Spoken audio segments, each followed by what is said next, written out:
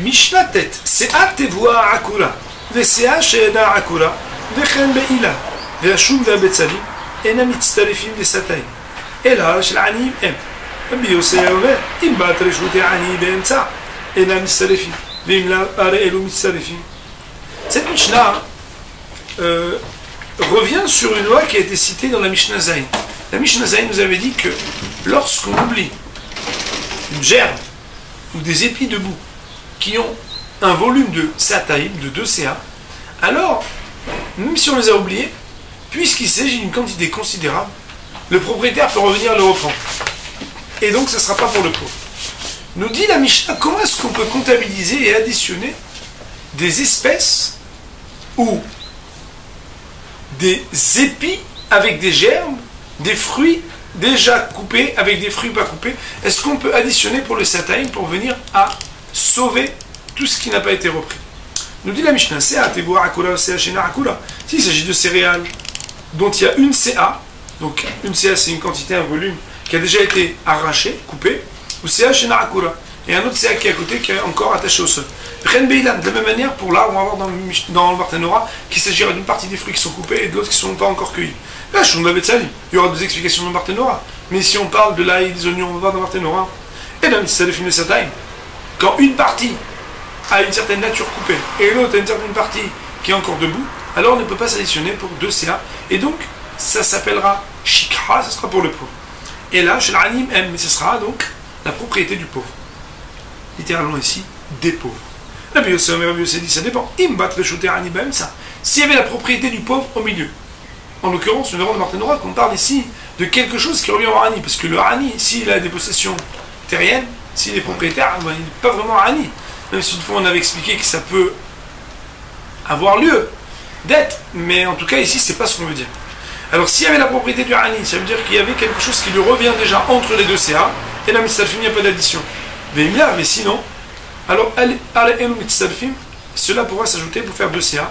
Et donc, même si la nature du premier CA n'est pas la même que la nature du second CA, ensemble, ça s'appellera que c'est pas Shikha, on aura le droit de le reprendre d'après Rabbi Yossi. Nous dit sur cette partie Barthénora, Akura, ça veut dire quoi Akura? Arraché. Loucha, ça veut dire coupé. Shena Akura, et quand on dit qu'elle n'est pas arrachée, mais Hubbalet la Kalka, c'est qu'elle est encore attachée au sol. Et là, ils ne peuvent pas s'ajouter les Sataïm pour les 2 CA. Veneima, Delo, Shikha, et donc on va dire que Bémet, ça ne s'appellera pas Shikha. Sous-entendu, il faut dire comme ça. Et Nam Misafim les Sataïm, Veneima, Delo, Shikha, on ne pourra pas dire qu'elles s'ajoutent pour faire 2 CA et qu'on puisse dire qu'elles ne sont pas Shikha et tu peux revenir les prendre. Mais quoi? Mais au contraire, si tu les as oubliés, ça s'appelle Shikha. Mais c'est uniquement dans le cas où tu les as oubliés les deux. Parce que si Behemet, tu avais oublié que celle qui a déjà été coupée, mais que tu n'avais pas oublié celle qui est encore debout, celle qui est encore debout sauverait que tu puisses, même si tu avais oublié celle qui est déjà coupée, tu lui donnes la possibilité de la récupérer aussi. Comme on l'a vu dans la Mishnah précédemment, c'est que Bémet la Kama et les Matzelet, la Kama et le Ramet. Même aussi pour les arbres. C'est Perot et Lushim, une CA de fruits qui ont déjà été arrachés, ça veut dire cueillis. Et c'est qui sont en face et à côté, jouxtant de fruits, donc il y a un volume de CA qui sont encore attachés. Ils ne pourront pas s'ajouter, donc ça s'appellera Shikha, tu ne pourras pas les reprendre. 2 explications de Barthénora. C'est Akama Sheshum et c'est Akama Shebetzalim. Première lecture, c'est de dire que Shum et Betzalim, c'est qu'il y a un CA de Shum et un CA de Betzalim. Alors, puisque ce ne sont pas les mêmes espèces, Emisalfim et Sataïm. Kama. On ne pourra pas dire que les deux s'ajoutent pour être considérés comme une seule et même quantité de volume de 2 CA encore debout. Inami, on peut aussi expliquer d'une autre manière. C'est que Bémet, on parle de manière distincte. Une CA d'ail arrachée et une CA d'ail qui n'est pas arrachée, ça veut dire encore debout, ne pourront pas s'additionner. Et aussi, d'autre part, si on prend distinctement la même espèce, mais une fois coupée, une fois debout, c'est-à-dire les oignons qui sont arrachés, et une CA d'oignon qui n'est pas arrachée, et les Safim ne pourront pas s'ajouter. Ah, Biosé, il avait dit, Imbat, si tu viens, hein. Sous-entendu quoi si tu viens? Si elle vient, quoi? Kegon, dans un cas où il y a la propriété du pauvre, c'est quoi chez Shleket, qui a eu la cueillette, qui revient au pauvre, Ben CA, les CA entre les deux CA dont on parle.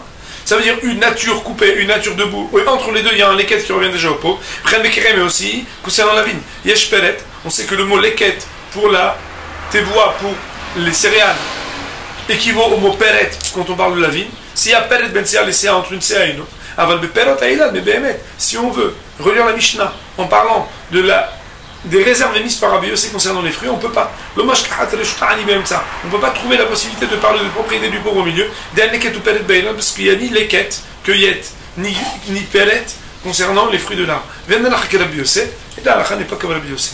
Baruch Adonai Li'olam. Amen.